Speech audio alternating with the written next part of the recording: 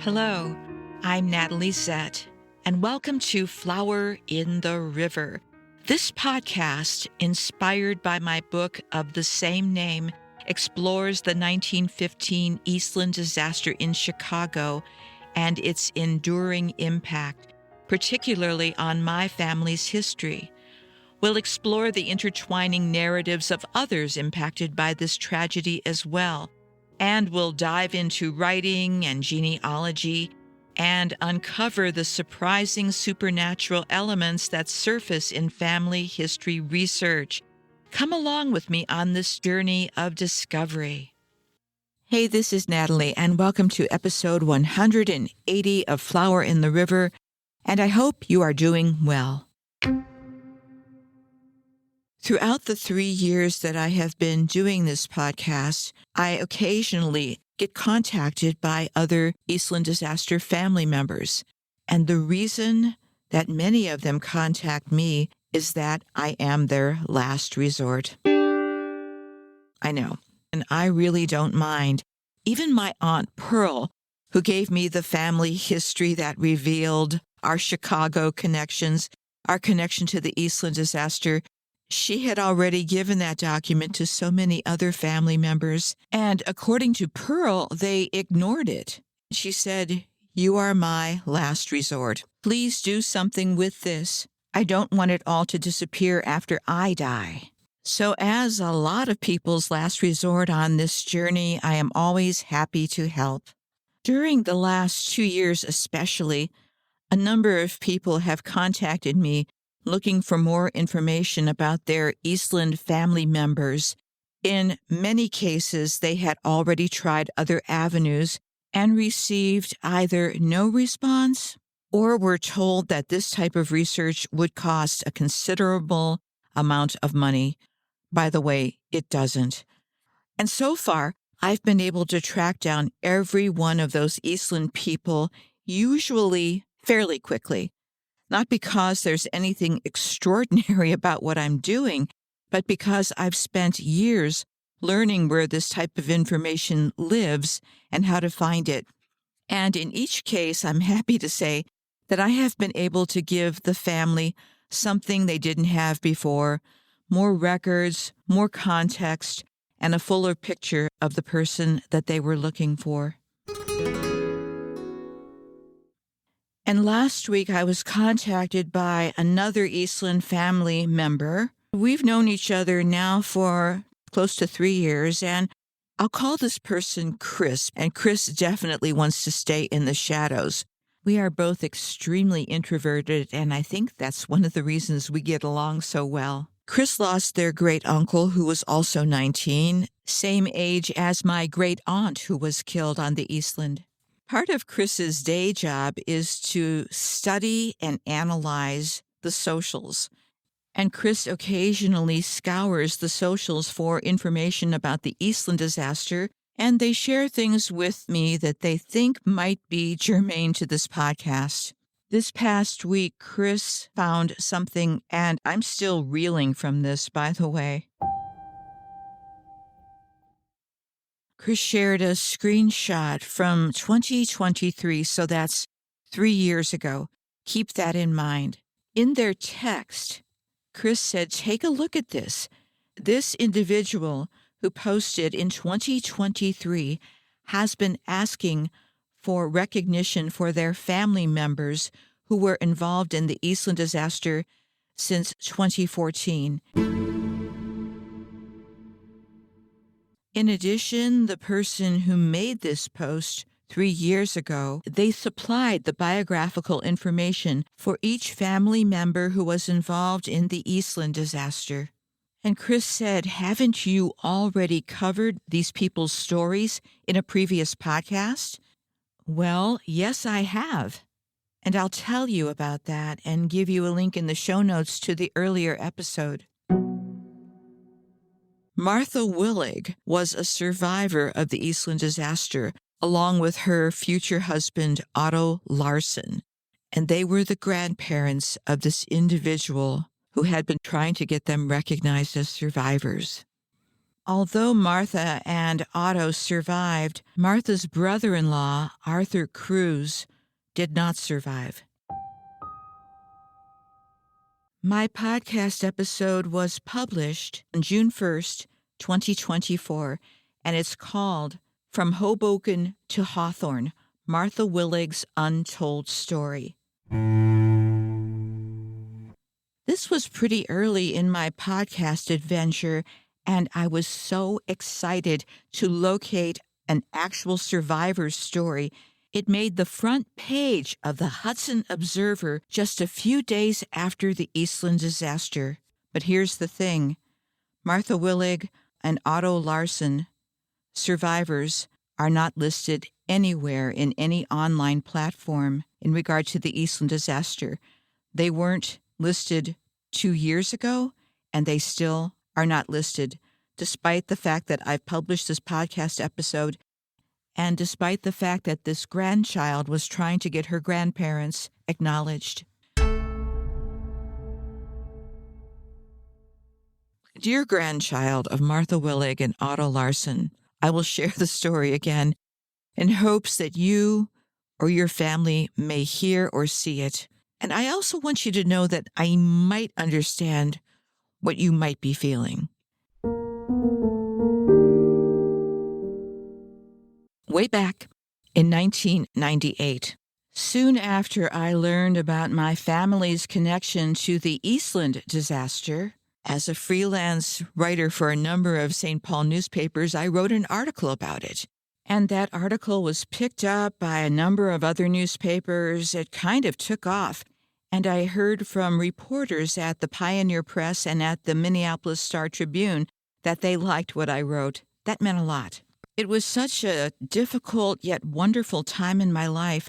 I was still grieving the loss of my dad in 1996, and yet this whole new world opened up to me, courtesy of the family history that my mother's sister wrote. So it was exciting, and it was so nice to get accolades and encouragement during a very rough period of my life. And I knew that what I had written at that time was pretty good, and I was proud of the outcome. Of course, I would do it differently now, but back then with the information I had, it still was as complete as I could make it at that point. And I was more proud of the fact that I did something for my family. In tandem, I also sent the article to my new Chicago friends and acquaintances who were doing work with the Eastland disaster, such as the late Dave Nelson, such as Mary Bonneville, who created the first Eastland disaster website, and other people who were working on making sure that the Eastland got some recognition. They all acknowledged the receipt of the article and appreciated it. But there was this one newer venue who seemed really gung-ho about getting family histories and stories and photos, etc., and they promised to take care of all the family histories, to publish biographies, and they wanted people to give them information and stories. Well, I gave my article with a photo, they acknowledged it, and nothing ever happened with it. And that was 1998, and even now, the only recognition online that my great-aunt Martha Pfeiffer has is the recognition that I've given to her. Her name is acknowledged in Appendix D of George Hilton's book, and shortly thereafter, the Eastland Memorial Society put his Appendix D online, but when they disbanded, other groups got a hold of the list and used it without attribution. But to date, Martha Pfeiffer, if you look anyplace else, is just a name on a list, and she's more than a name on a list, by the way. Even back then, I realized that if anything was going to happen with my family history, I would have to be the person who would take care of it. I could not trust any institution or organization to do that for me. I suppose I should be grateful because Martha Willig and Otto Larsen don't even have their names mentioned.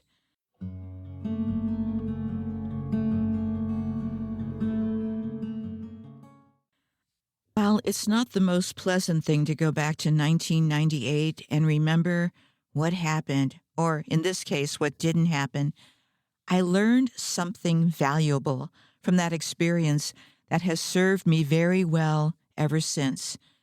Consider the source, especially when you're collaborating with an organization or an individual on something as delicate as family history and something as complicated as a mass tragedy like the Eastland disaster or the Johnstown flood. I've had family members involved in both tragedies, so I've had plenty of opportunity from the time I was a child to see how different people and organizations respond to these histories. And there are some terrific ones out there. Wonderful historians, genealogists, historical societies, archives, libraries, and other organizations that do careful work and, first and foremost, treat families and individuals with respect and are enormously helpful. But they're not all created equal. And if you've done the research and you have the records and you've established that your relative was involved in an event like the Eastland disaster and your story is still being ignored, you don't have to spend years knocking on someone else's door, hoping they'll eventually let your family into the story. They're already there. At some point, you can stop knocking and curate and care for your own family's history. I will give you some practical hints, things that have worked for me in upcoming episodes because I'm seeing another pattern emerging.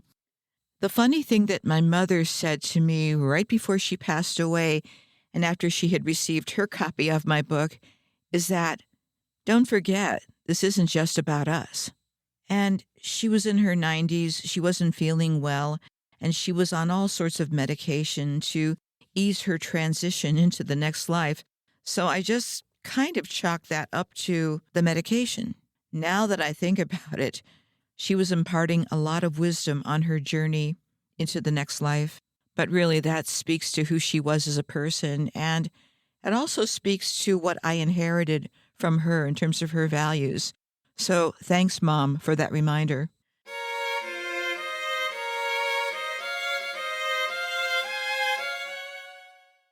So it's time to share this article again because once was not enough.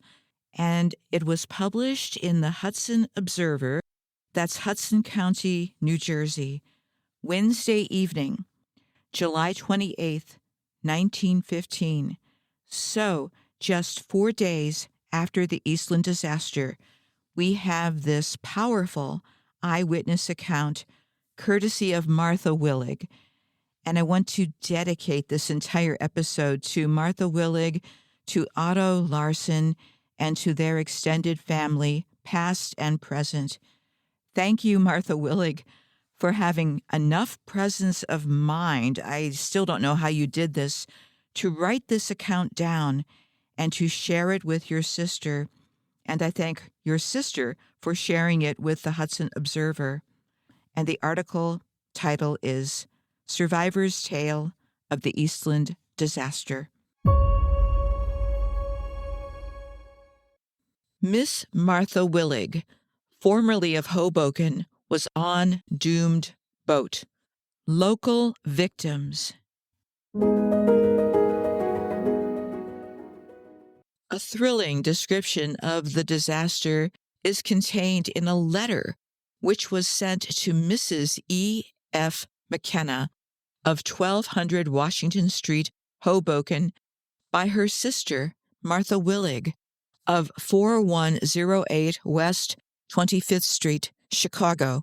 Miss Willig, with a number of friends, her brother William, Louis Cruz, and Otto Larsen, both formerly of Hoboken, were on the vessel at the time she went over. All of them, with the exception of Louis Cruz, were saved.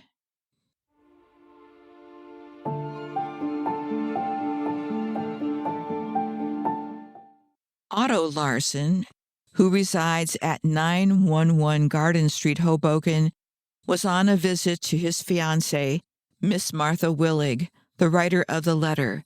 The letter is as follows. Chicago, Illinois, Sunday, 25th, 1915. So Martha is writing this the day after.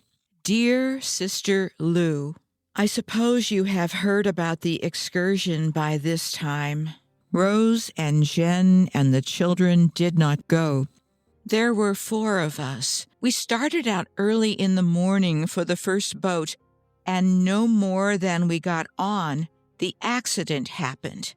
It was so crowded, one couldn't move. We reached the first deck, and that is where Lewis said he would wait for Bill, as Bill came with Otto and myself to find seats. We just went up on the other deck from where Lewis stood, and were only there 4 or 5 minutes when the boat started to go over. We thought it was only a joke until it was almost on top of us.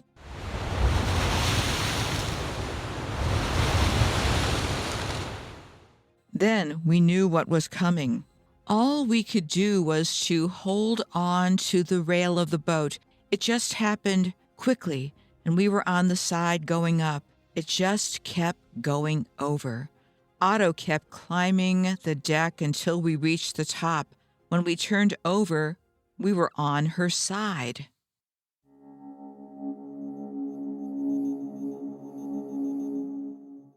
Bill jumped overboard and was rescued by a tugboat just as he was sinking.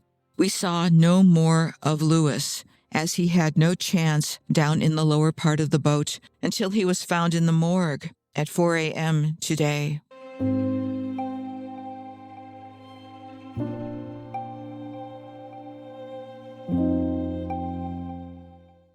It was the worst sight anyone would want to see.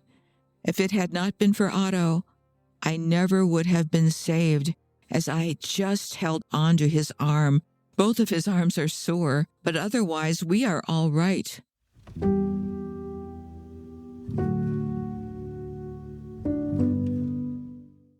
Lou, you cannot imagine what it was.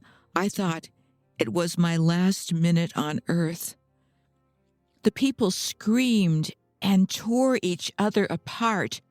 We saw women and children go down all around us, and we could not do anything for them. All my girlfriends from work are drowned. There are a dozen people dead on every block. Girls from my floor were found without any clothes on. We haven't Louis' body of yet, but Otto went to see about having it brought home. They say it is not marked. Rose is almost crazy over it. Louis was trapped right in the cabin with no chance to get out. Bill didn't know how to swim at all, but he jumped for his life. He did not feel very good yesterday, but feels a little better now. I can't realize that Otto and I got out, but he just held me tight. I can never forget the way he stayed by me. They say there are 2,000 people dead. It must be true. Every home around us is in sorrow. Rose wanted to go to the excursion so badly. The people upstairs were going to mind her children, but Rose changed her mind at the last minute. It must have been terrible for poor Louis, as he was out of his mind at the time. It was enough to put anyone out of their minds. Otto had to just hold me up. I could not stand on my feet any longer. We waited in the water for about an hour before anyone came for us. We lost everything we had. As soon as we were rescued, we made for the car without hats. We did not look half as bad as some of them. My hair was all down, and I had only one slipper on, but we can thank God we are alive. Bill told me that Mr. Walcott from 1209 Washington Street, right next to you on the same floor, you know the man who came out here. Well, he and his wife are dead. I was standing on one side when she was going over, and my two bosses were standing right across the deck. Both of them went under, leaving families.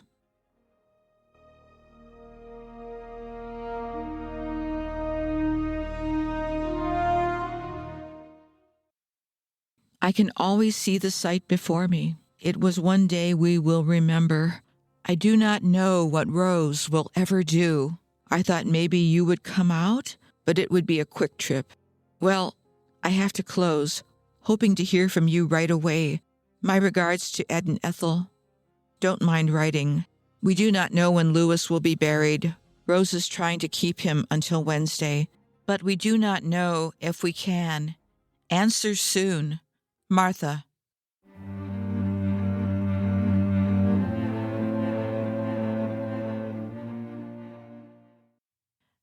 Now that concludes the portion of the article devoted to Martha's letter to her sister.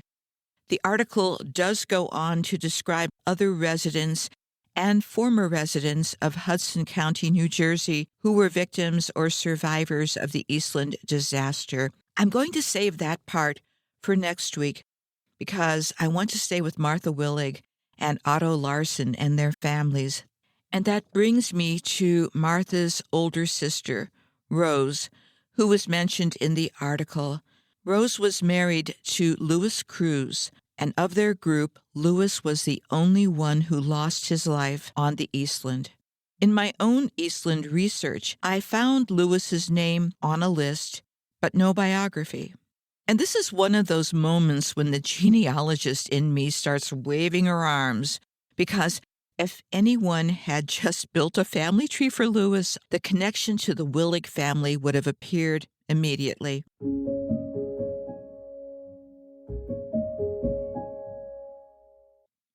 Louis Cruz was born in New Jersey in 1885 and died on July 24, 1915. When Louis died, according to the 1920 census, Rose was left with 3 little girls under the age of 6, with a 4th child on the way, and she had another little girl who was born in early 1916, which meant Rose was pregnant when the Eastland capsized, and that immediately made me think of my own grandmother. She was pregnant too at the time, which is why she didn't board the Eastland that morning. Instead, she gave her tickets to her younger sister, also named Martha. And, of course, that didn't work out well for our family either.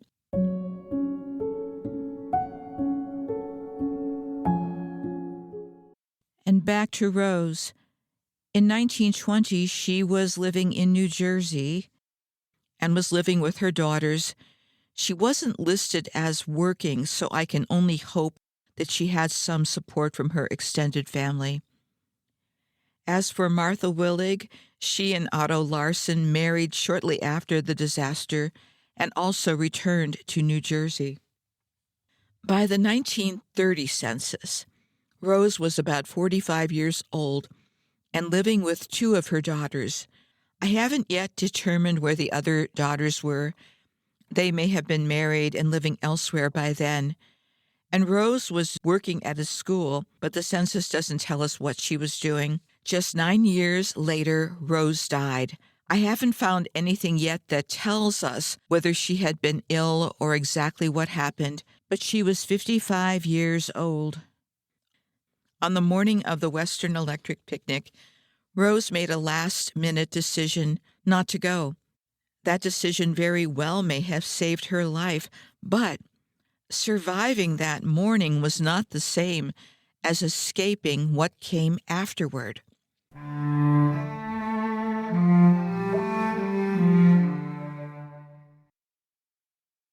Her husband was dead. She had 3 little girls and another baby on the way. And, like my own family, Rose and her daughters had to live with the aftermath. We hear stories about people who survived disasters and supposedly went on with their lives. Indeed, that's the way a lot of the Eastland disaster stories are presented. In some families, there were many difficult days and years still ahead. Some survivors and family members, including my grandmother and Rose, died relatively young and left children behind.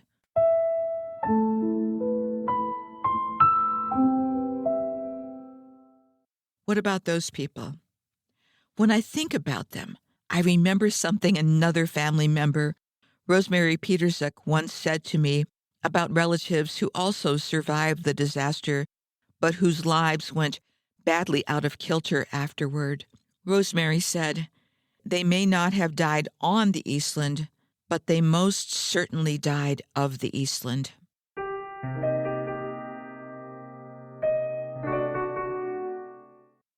That distinction has haunted me ever since Rosemary shared it with me, because the people who died of the Eastland may be among the easiest people to overlook. Not to say that the others haven't been overlooked, they most certainly have. And all of them are part of this history that continues to reveal itself because much of it has not been researched. I will share the final portion of this article next week, and we'll share the biographies of the various Hudson County residents who were also part of the Eastland disaster.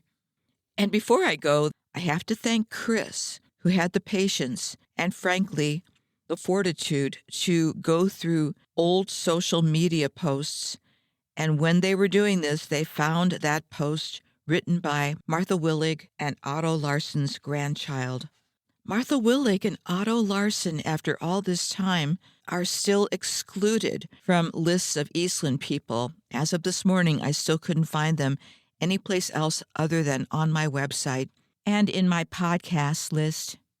And this is despite their grandchild supplying additional information about them, and despite Martha's own eyewitness account appearing on the front page of the Hudson Observer just a few days after the Eastland capsized.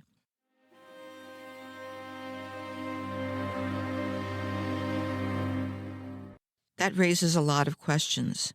This is not another case of the missing source citations, which we pretty much have every week, but it's more about what happens when a venue or a platform presents itself as an authority on a historical event, but seems to forget that with authority comes not just power, but responsibility. Not just the responsibility for telling the stories of a select few.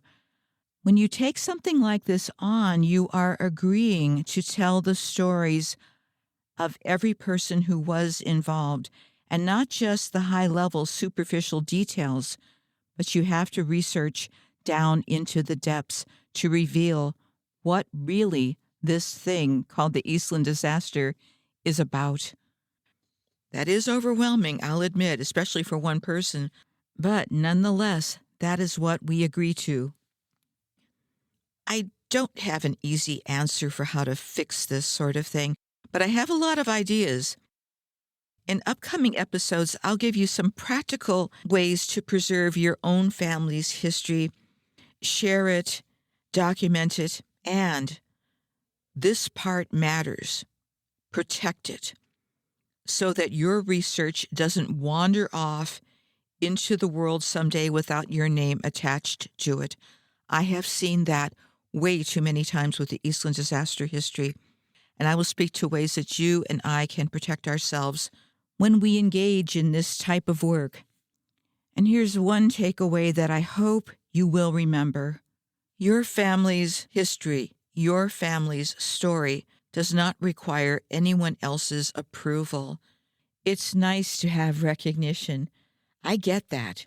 I really do. But please make sure that the person or the place that you're trying to get recognition from has a good and proven track record and has demonstrated that it can handle this type of information.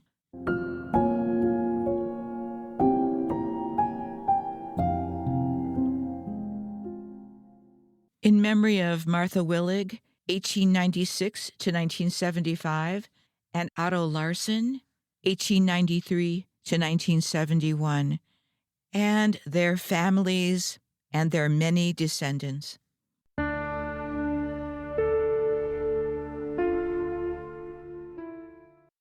And thanks again for joining me on this journey.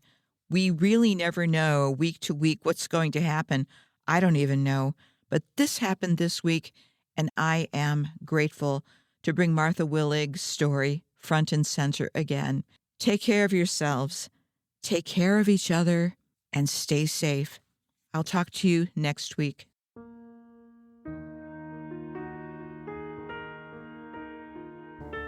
Hey, that's it for this episode, and thanks for coming along for the ride.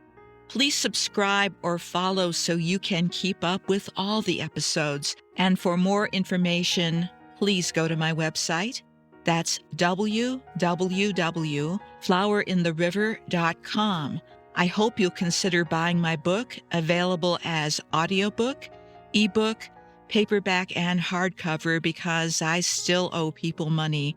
And that's my running joke. But the one thing I'm serious about is that this podcast and my book are dedicated to the memory of all who experienced the Eastland disaster of 1915. Goodbye for now.